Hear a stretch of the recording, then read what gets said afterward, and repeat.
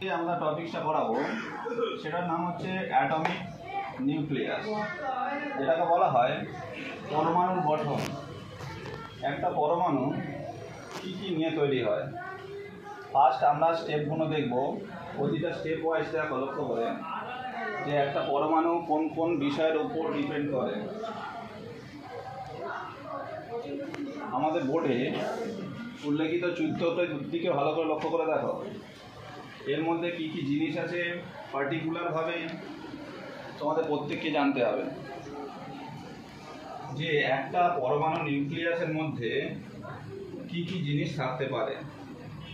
First আমরা দেখো একটা ডিপ কালারেশন করা হয়েছে, যেখানে এটাকে বলা হচ্ছে পরমাণু নিউক্লিয়াস। কি বলা হচ্ছে এটাকে? নিউক্লিয়াস। তো এই পরমাণু নিউক্লিয়াসের মধ্যে কি কি এলিমেন্ট থাকে আমরা সেটা জেনে নেব। যে নিউক্লিয়াসের মধ্যে দুটো এলিমেন্ট থাকতে পারে, একটার নাম হচ্ছে plus VE, that means proton, also be sign that 0 Ne means neutron. Alright, so element present in the nucleus almost two elements. Which elements? The one element is positive VE, এটা কি বলা হচ্ছে positive V, that means proton, আর negative V 0 Ne, যেটাকে বলা হচ্ছে neutron. Alright, দেখো এই যে পরমাণুটা গঠিত হয়েছে, তার পরমাণুর কেন্দ্রে আছে নিউক্লিয়াস এবং তার চারিদিকে আছে কিছু কিছু অরবিট বা অক্ষ বলা হয়। এই অক্ষের চারিদিকে দেখো কিছু কিছু গোল গোল জিনিস আছে। এই জিনিসগুলোর দিকে লক্ষ্য করে দেখো, এই জিনিসগুলোকে কি বলা হয়? তোমাদের কিছু জানা আছে এটাকে কি বলা হয়? বলা হয়, নাম হচ্ছে -BE ইলেকট্রন। তাহলে একটা পরমাণু কি কি এলিমেন্ট নিয়ে গঠিত হয়? তোমরা কেউ কিছু বলো। প্রোটন, নিউট্রন এবং ইলেকট্রন নিয়ে একটা পরমাণু গঠিত হয়। এর মধ্যে কিছু বলার আছে? দেখো, আমরা এই যে নিউট্রন কণার আগে 0 Ne লেখা হয়, কারণ আমরা প্রতিটা কণার ক্ষেত্রে এখানে লক্ষ্য করে দেখো, একটা প্রোটন কণার ক্ষেত্রে আমরা লক্ষ্য করি যে তার আগে পজিটিভ সাইন দেওয়া হয়, কিন্তু আর একটা ইলেকট্রন সাইনের ক্ষেত্রে, ইলেকট্রন কণার ক্ষেত্রে আমরা নেগেটিভ সাইন ব্যবহার করছি। তো নেগেটিভ সাইনটার মানেটা হচ্ছে ইলেকট্রন একটা ঋণাত্মক আধানকে বহন করতে পারে। পজিটিভ সাইন মানে প্রোটন একটা ধনাত্মক আধানকে বহন করতে পারে, কিন্তু নিউটনের আগে 0 লেখা হয়, কারণ নিউটন একটা নিস্তরিত আধান, যার মধ্যে কোনো রকম আধান বা চার্জ থাকে না। তাই নিউটন কণার আগে আমরা 0 Ne লেখা হয়। এই পর্যন্ত কারো কোনো অসুবিধা আছে? সকলে বুঝতে পেরেছো তো? ওকে, সো নেক্সট পার্ট দেখো, KNMN। এই পার্টগুলো আমরা বিভিন্ন কক্ষপথে বিভক্ত করে রেখেছি। একটা পরমাণু যে সমস্ত অরবিটটাকে বলা হয় কক্ষপথ। এই কক্ষপথের মধ্যে যে ইলেকট্রনগুলো কিভাবে বিস্তারিত থাকে। একটা ইলেকট্রন দেখো, যখন কোনো কক্ষপথের উপর থাকে, তার সংখ্যা এবং পরিমাপের উপর নির্ভর করে। ফার্স্ট অরবিটের ক্ষেত্রে আমরা লক্ষ্য করব যে K1 কক্ষ, এটাকে বলা হয় ফার্স্ট অরবিট অফ নিউক্লিয়ার বা অ্যাটম, নিউক্লিয় atom. That means the one elements বা one orbit is naming for কে কক্ষটাকে আমরা 1 নাম্বার অ্যাটম দ্বারা চিহ্নিত করা হয়। এই অ্যাটমের মধ্যে বা এই অরবিটের মধ্যে অনলি ফর দুটো ইলেকট্রন প্রেজেন্ট থাকতে পারে। চিত্রের দিকে লক্ষ্য করে দেখো যে ফার্স্ট অরবিট অর্থাৎ কে কক্ষে শুধুমাত্র -BE দুটো অরবিট দিয়ে তৈরি হচ্ছে। তাই আমরা কে কক্ষ 1 কক্ষে সর্বাধিক ইলেকট্রন সংখ্যা, এদিকে লক্ষ্য করে দেখো আমরা লেখা হয়েছে নাম্বার অফ 2, অর্থাৎ কে কক্ষে সর্বাধিক ইলেকট্রন থাকতে পারবে দুটো। বোঝা গেছে? প্রত্যেকে বুঝতে পেরেছো? Okay, so next part, number of orbit L, which is mean, that means 2 number of orbit, অর্থাৎ এই 2 নম্বর কক্ষে আমরা লক্ষ্য করে দেখো যে only for 8 number of electron present, number of 8 electron present, that L's orbit। এই এল কক্ষের মধ্যে সর্বাধিক ইলেকট্রন থাকতে পারবে 8টা। আমরা এই কক্ষের দিকে লক্ষ্য করে দেখো বা এই সারণীর দিকে লক্ষ্য করে দেখো, এল কক্ষে আমরা সর্বাধিক ইলেকট্রন নাম্বার দেওয়া হয়েছে 8টা, অর্থাৎ এই ইলেকট্রনটা অর্থাৎ এল নাম্বার কক্ষে সর্বাধিক 8টা ইলেকট্রন থাকতে পারবে। কোথাও কোশ্চেন আছে? প্রত্যেকে বুঝতে পেরেছো?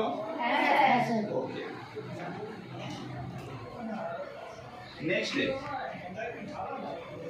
next step we discuss this, the number of m equal to 3, 3 number কক্ষ, যে 3 নাম্বার কক্ষের মধ্যে সর্বাধিক ইলেকট্রন সংখ্যা কতগুলো হতে পারে।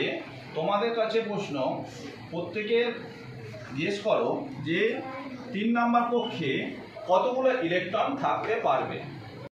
বিদিশা উত্তর দাও তো, যে 3 নাম্বার কক্ষের মধ্যে কতগুলো ইলেকট্রন থাকতে পারবে? 8টা ইলেকট্রন থাকতে পারে। আচ্ছা সৌরভ, তুমি বলো তো এই কক্ষের মধ্যে কতগুলো ইলেকট্রন থাকতে পারবে? 10টি থাকতে পারবে। ওকে, সোহানা বলো তো 3 নাম্বার কক্ষের মধ্যে কতগুলো ইলেকট্রন থাকতে পারে? 11। দেবার্ঘ বলো তো যে 3 নাম্বার ইলেকট্রনের মধ্যে কতগুলো কক্ষের মধ্যে কতগুলো ইলেকট্রন থাকতে পারে? 4টে থাকতে পারে। Almost, that means always wrong answer, wrong answer. দেখো এই লক্ষ্য করে দেখো প্রতিটা কক্ষের মধ্যে এখানে লিখে দেওয়া আছে প্রথম কক্ষে আমরা সর্বোচ্চ 2টো ইলেকট্রন থাকতে পারবে, দ্বিতীয় কক্ষে সর্বোচ্চ 8টা ইলেকট্রন থাকতে পারে, কিন্তু নাম্বার অফ এম অর্থাৎ 3 নম্বর কক্ষে 18টি ইলেকট্রন থাকতে পারবে। তাহলে 3 নম্বর কক্ষের মধ্যে কতগুলো ইলেকট্রন থাকতে পারবে? 18টি ইলেকট্রন 3 নম্বর কক্ষের মধ্যে থাকতে পারে। তাহলে বলো যে 3 নাম্বার কক্ষের মধ্যে কতগুলো ইলেকট্রন থাকতে পারে? Almost right answer all the student. 3 নম্বর মধ্যে দেখো 18টি ইলেকট্রন প্রেজেন্ট আছে। তারপরে আমরা নেক্সট স্টেপে যাব n নাম্বার অরবিটে, অর্থাৎ 4 নাম্বার কক্ষে। এই যে 4 নাম্বার কক্ষটা হয়েছে সেই অরবিটটা দেখো 4th নাম্বার অরবিট। তো এই নাম্বার অরবিটে তোমাদের কেউ গেস্ট করে বলতে পারবে যে 4 নাম্বার কক্ষের মধ্যে কতগুলো ইলেকট্রন সর্বোচ্চ থাকতে পারবে? Almost right answer. দেখো n নাম্বার কক্ষে সর্বোচ্চ আমরা 32টা ইলেকট্রন থাকতে পারে। সুতরাং প্রত্যেকে অ্যাটমিক স্ট্রাকচারের মধ্যে বুঝে গেছো যে একটা পরমাণু কি কি নিয়ে তৈরি হতে পারে। প্লিজ আনসার, যে একটা পরমাণু কি কি নিয়ে তৈরি হয়? Proton, neutron, electron. That is a right answer. That is a right answer. The proton, electron and neutron. So next question, যে পরমাণু কাকে বলা হয়? What is the nucleus? পরমাণু কাকে বলা হয়? Any guest answer? যার মধ্যে প্রোটন, নিউট্রন, ইলেকট্রন থাকে তাকে পরমাণু বলে। That is a not true but almost। দেখো পরমাণুর নিউক্লিয়াসের মধ্যে, পরমাণুর নিউক্লিয়াস অর্থাৎ পরমাণুর কেন্দ্রের মধ্যে অবস্থিত নিউক্লিয়াস, কেন্দ্রে অবস্থিত নিউক্লিয়াস। তাহলে পরমাণুর নিউক্লিয়াস থাকা আমরা কাকে বলবো? যেটা পরমাণুর কেন্দ্রে অর্থাৎ সেন্টারে অবস্থিত থাকবে তাকে বলা হবে পরমাণুর নিউক্লিয়াস। সকলে বুঝেছো? ওকে, হ্যাঁ বলো। আচ্ছা দেখো চিত্রের দিকে লক্ষ্য করে দেখো, আমরা পরমাণুর সেন্টার সেখানেই ধরা হচ্ছে যে মিডিল পোর্শন অর্থাৎ ব্ল্যাক ওয়াইজ যে কালো কালার করা হয়েছে সেটাকে বলা হয় পরমাণুর সেন্টার, যেটা পরমাণুর নিউক্লিয়াসের মধ্যে অবস্থিত থাকে। ওকে, বুঝতে পেরেছো? ওকে, তো নেক্সট কোশ্চেন, যে কক্ষ কাকে বলে? What is the orbit? Please answer. What is the orbit? Any guest? Any guest?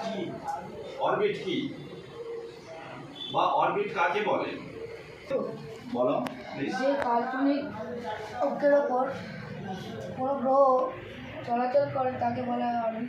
Very good.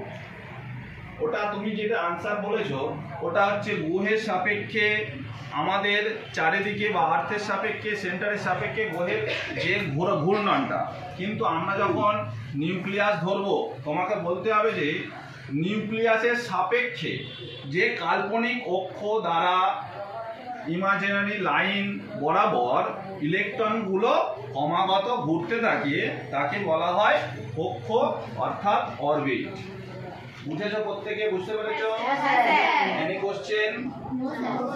No question. Very good. তো next many define for orbit. কতগুলো নাম্বারে আমরা অরবিটে ভাগ করেছি তোমরা লক্ষ্য করে তো বলো তো, কতগুলো অরবিটে আমরা ভাগ করতে পারি? 4 নাম্বার অফ অরবিট। কিন্তু এর পাশেও আরেকটা জিনিস আছে, KLMN, that means a 4 right answer, but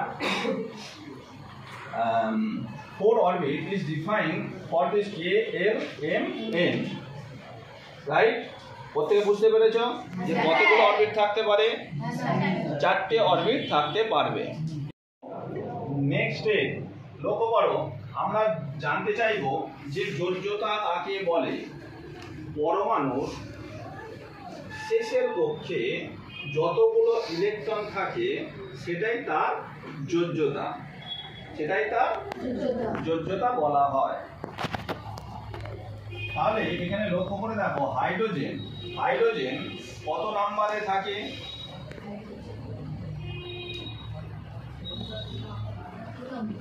1 number. হাইড্রোজেনের যোজ্যতা তাহলে কত হবে?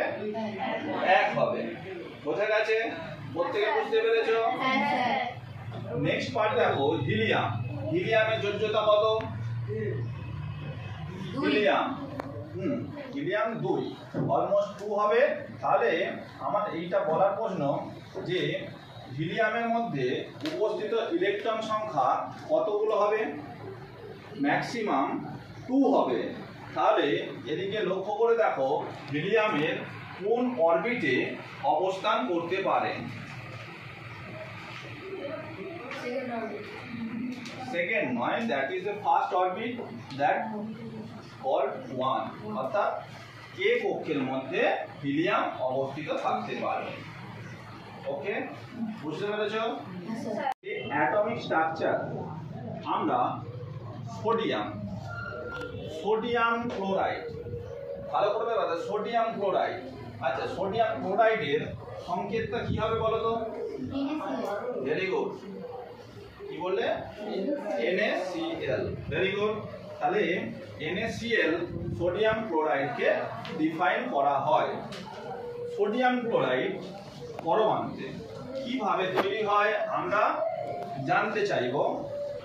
আমরা নেক্সট স্টেপে সোডিয়াম ক্লোরাইড কিভাবে তৈরি হয় এবং সোডিয়াম ক্লোরাইডের পরমাণু যোজ্যতা এবং ইলেকট্রন সংখ্যা বিন্যস্ত থেকে কিভাবে একটা সোডিয়াম ক্লোরাইড অণু গঠিত হয় সেটাকে আমরা নেক্সট স্টেপে দেখাবো।